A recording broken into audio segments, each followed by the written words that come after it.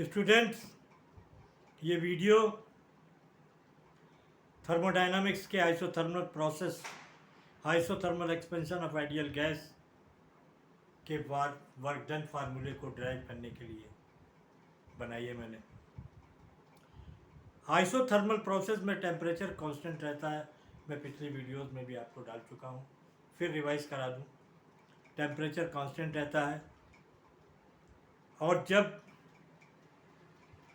किसी गैस का वॉल्यूम बढ़ता है तो उसका टेम्परेचर घटता है।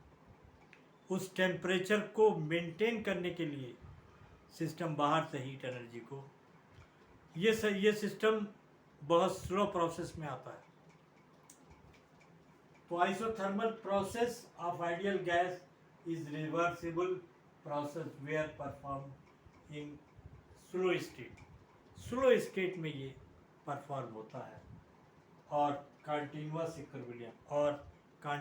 इक्विलिब्रियम कंडीशन बनी रहती है। W is equal minus nRT log ln V2 upon V minus 200 nRT log 10 V2 V1 work done formula है।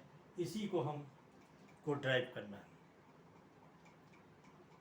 स्टूडेंट्स, यहाँ पर ये PXR external pressure delta V का यूज़ नहीं करेंगे क्योंकि प्रेशर यहाँ पर कांस्टेंट नहीं है।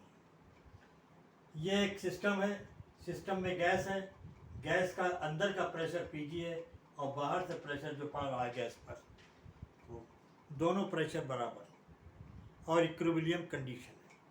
और इस पर छोटे छोटे वेट रखे गए हैं। इन वेट्स को इतने छोटे हैं कि इन वेट्स को एक ग्राम को 1,00,000 से डिवाइड किया गया। इतने छोटे छोटे वेट्स हैं, इतने छोटे छोटे वेट्स हैं। 1 ग्राम को 1,00,000 से डिवाइड कर लीजिए। इतने छोटे, very small, very very very very small mass.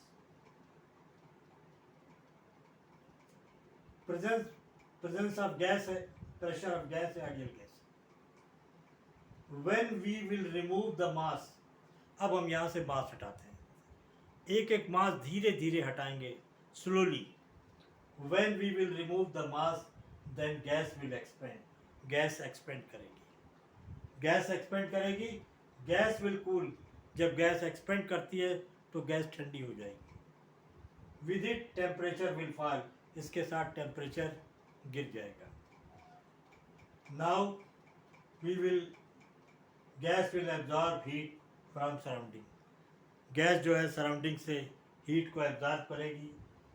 To remain temperature constant, so process perform slowly in state of continuous. अब ये तो ये हो गया।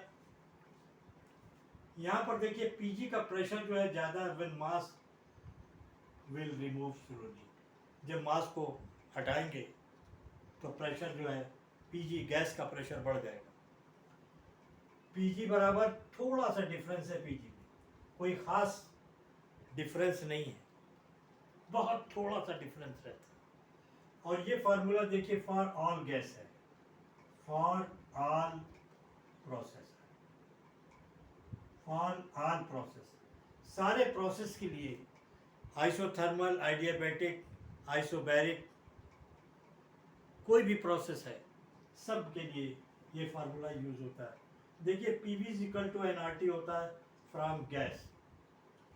तो देखिए P की जगह PV nRT है, V को इधर ले लेंगे, PV nRT, यहाँ पर हमने PV nRT लिख दिया और ये डेल्टा V है। अब डेल्टा V, ये nRT बाहर आ गया, integration V1 to V2, delta V upon V है।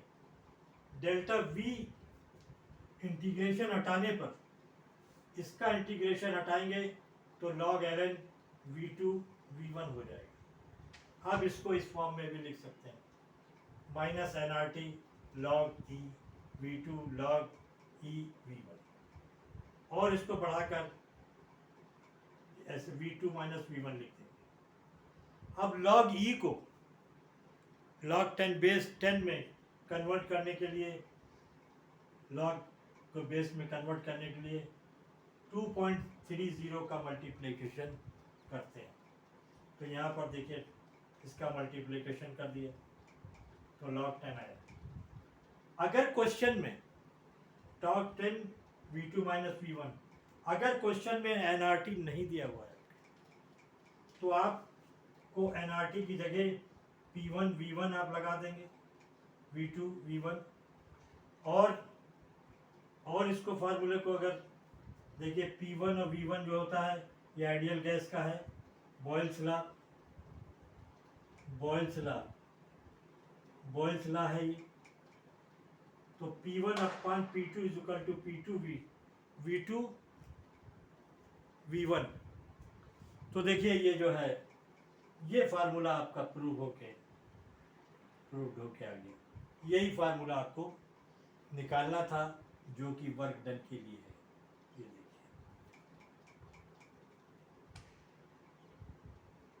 इसी को आप जो है क्या बोलते हैं, यहाँ पर log 10 की जगह NRT की जगह P1 V1 ले लेंगे।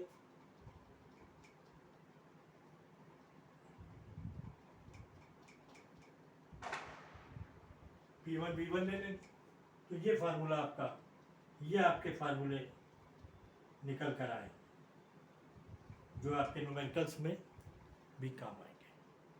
मुझे उम्मीद है कि आपको वीडियो अच्छी लगेगी। और क्योंकि डेरिवेशन है, डेरिवेशन तो नहीं आता है नीट में, जेई में तो डेरिवेशन आता है लेकिन नीट में डेरिवेशन नहीं आता।